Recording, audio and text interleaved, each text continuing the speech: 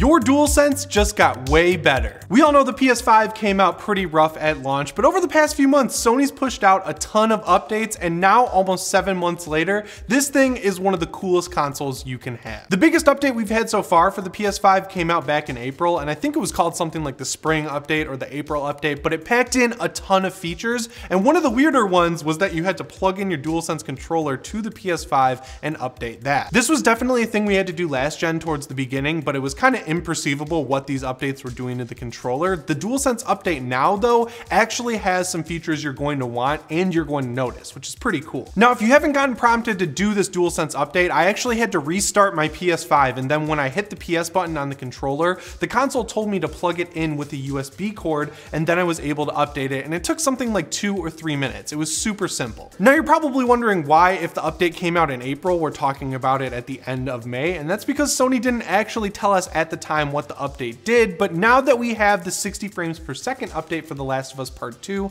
the co-game director came out on Twitter and said, yeah, we also went back and updated the DualSense controller to work better with the game on PS5. Because back when the PS5 launched, a bunch of people noticed that with games like Days Gone, Ghost of Tsushima, pretty much any PS4 game, the DualSense was struggling to have good rumble with those games. I wouldn't go so far as to call it a flaw or a defect with the DualSense because the vibration motor itself is working as intended. It just comes down to the fact that it's a lot more advanced than what we had in the DualShock 4. So in the DualShock 4, there were weights with motors attached to them, and if you wanted stronger vibration, you would spin the motors faster. It's a pretty simple system. I think it's how pretty much every controller since the dawn of time has worked, but the DualSense has a much more advanced vibration motor that works more like a speaker than an actual weight spinning. It can move up and down, and it vibrates in a completely different way. So Sony basically had to go in and teach this new motor how to vibrate like a DualShock 4, which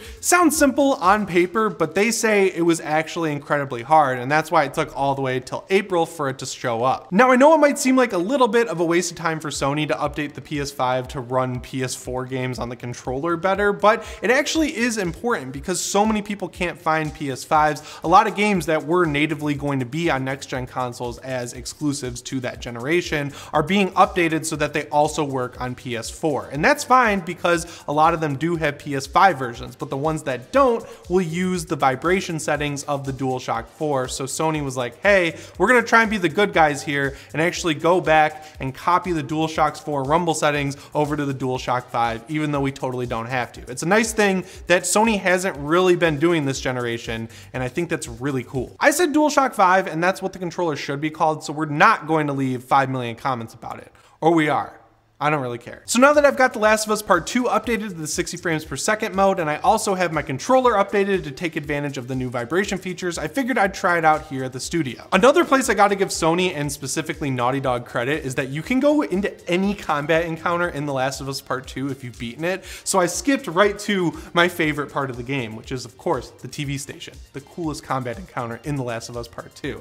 So I gotta say, we're in the photo mode. Sorry. So I gotta say the one problem with Naughty Dog games is that their shooting always feels a little bit sluggish, and especially in a zombie game like The Last of Us where it's like a horror experience, it feels sluggish, but having 60 frames per second gives you that precision you need in a game like this. So I'm actually getting these shots that I never would have gotten in the main game when I was playing it on PS4, which feels really good. And this was the perfect game to update the controls for to have better vibration because Ellie has this survival mode that I have on screen right now where you can kind of see outlines if people are near you, which is cool, but if people are around corners and they haven't seen you yet, the controller will vibrate, and it did feel way too light on the DualSense before. And again, The Last of Us Part 2 is one of the best looking PS4 games straight up, and it honestly looks a lot better than most PS5 native games that have come out at this point. Like Resident Evil Village looks really good, but I'd argue that it's a lot more linear than this, and the animations in The Last of Us Part 2 are just absolutely incredible. It does feel like playing a movie, which I guess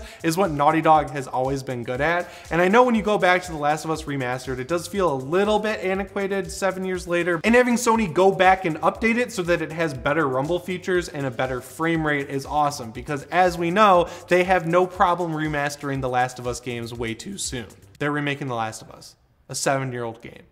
I don't know why. When I saw that the DualSense was getting updated to have better rumble, the first game I thought of was Ghost of Tsushima. Now I started this game back in November and I noticed immediately that the vibration just felt kind of light in it, especially when you draw the bow, you feel the string being pulled back. And I'm immediately noticing now that the DualSense has been updated that it feels so much better. I love it. It's like you get that force feedback that you just didn't have before, and it instantly makes the bow better and easier to handle. Like I feel better aiming it, and it makes it feel like he's actually having to resist the string, and it makes sense when the string is just let go if you hold it too long. I think that's a really cool update. One area where I really wish they updated this game to have rumble though is when he's walking. That's something that I've quickly become accustomed to with the PS5, especially with Returnal and Astro's Playroom, and I think Demon's Souls has some sort of rumble when your character is walking around. I know it seems kind of gimmicky, especially if you don't have a PS5, and I'm like that person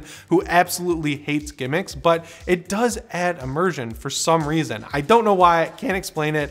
And now that I don't have it in Ghost of Tsushima, I'm like, man, I wish it was there. Another place where it could also really be updated is with swinging the sword. The DualSense is made to take advantage of something like that, where you feel the sword like slicing through the air. And that kind of leads me to believe that at some point we will see a native PS5 version of Ghost of Tsushima. This was like a massive release for Sony, and it kind of came out of nowhere. I remember when the game launched, like you couldn't find disc copies anywhere because I'm just assuming that it came out so close to The Last of Us Part 2 that Sony kind of assumed it wouldn't sell that well, and then suddenly it was most people's game of the year last year, which is wild.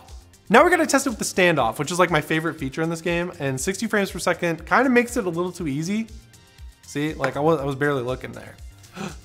And I got both of them, and I was looking at the camera and I still got them.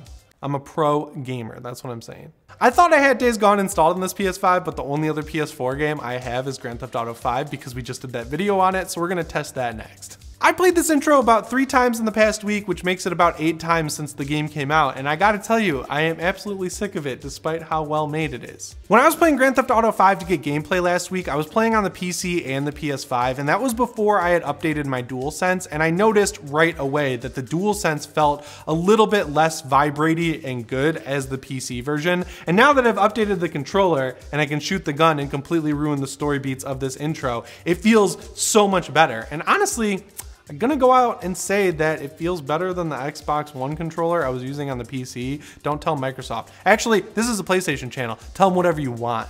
So yeah, that about covers it on the DualSense update that improves the vibration to make it feel more like a PS4. Isn't it weird that Sony had to update the new controller to make it feel better, which made it feel like the old controller? I don't know. Let me know what you think about it though down in the comments below. And remember, if you want to stay PS ready, subscribe and set your notifications to all. As always guys, my name is Jimmy Champagne and I'll see you in the next one. Thanks for watching. What's up?